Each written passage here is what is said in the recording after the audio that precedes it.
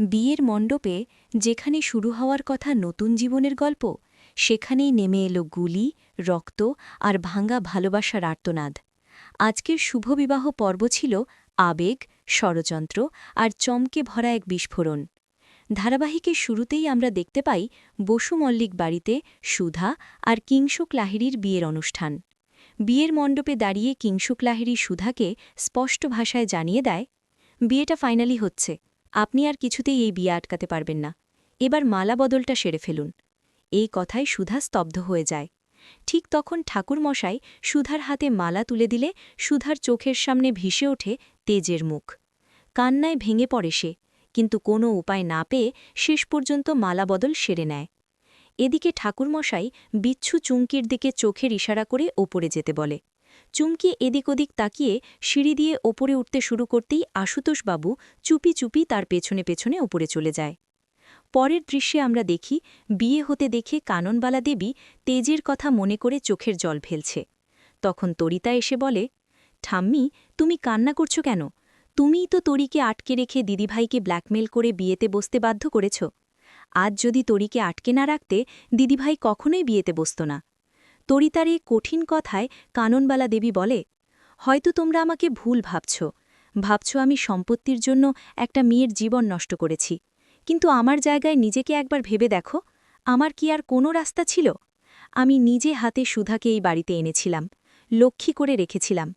আজ সেই লক্ষ্মী অন্য ঘরে যাবে, আমি এটা কিভাবে মেনে নেব? তরিতা তখন বলে, যদি এত কষ্ট হয় তাহলে বিয়েটা আটকাচ্ছ না কেন? কিংশুক লাহিড়ীকে বললেই তো সব থেমে যেতে পারে। কাননবালা দেবী হতাশ গলায় বলে, আমার হাতে আর সেই রাস্তা নেই, সব দরজা বন্ধ হয়ে গেছে, এখন আমি বিয়েটা আটকাতে পারব না। এদিকে বিয়ের মণ্ডপে ঠাকুরমশাই বিচ্ছু বিয়ের নিয়ম পালন করতে করতে মনে মনে ভাবে, চুমকি যদি কাজটা না পারে তাহলে আজ এখানেই আমাকে কিংশুক লাহিড়ীকে শেষ করতে হবে। অন্যদিকে ওপরের ঘরে চুমকি ঢুকে এদিক ওদিক তাকাতে থাকে।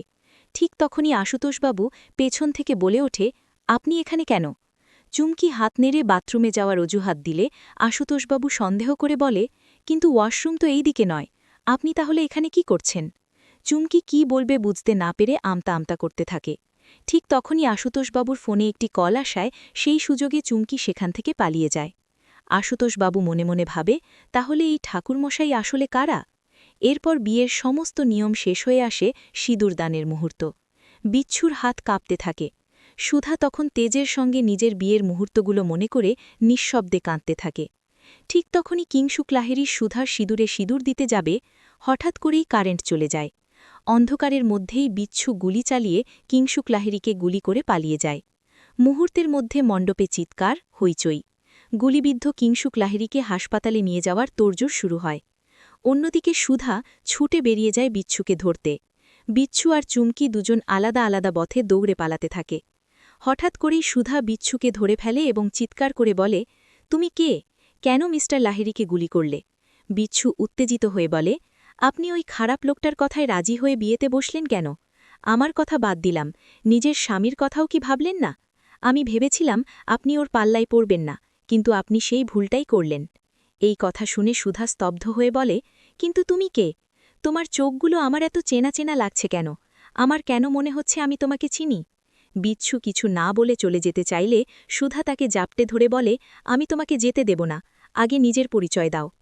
পরক্ষণেই বিচ্ছু নিজের ছদ্মবেশ খুলতেই সুধা অপলোক দৃষ্টিতে তাকিয়ে থাকে। পরের দৃশ্যে দেখা যায় পুলিশ নিয়ে বিচ্ছু আর চুমকিকে খুঁজে বেড়াচ্ছে আশুতোষবাবু। শেষ মুহূর্তে আশুতোষবাবুকে দেখে বিচ্ছু দৌড়ে পালাতে শুরু করে। সুধা তখন তেজ তেজ বলে চিৎকার করতে থাকে। অন্যদিকে পুলিশ থেকে পালাতে গিয়ে বিচ্ছুর হাতে গুলি লাগে।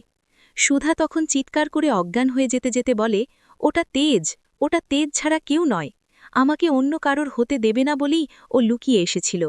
এই কথা শুনে আশুতোষবাবু বলে, ওরা ক্রিমিনাল, তোমার জন্যই আজ আমরা ওদের ধরতে পারলাম না। শেষ মুহূর্তে সুধা তেজ তেজ বলতে বলতে অজ্ঞান হয়ে যায়।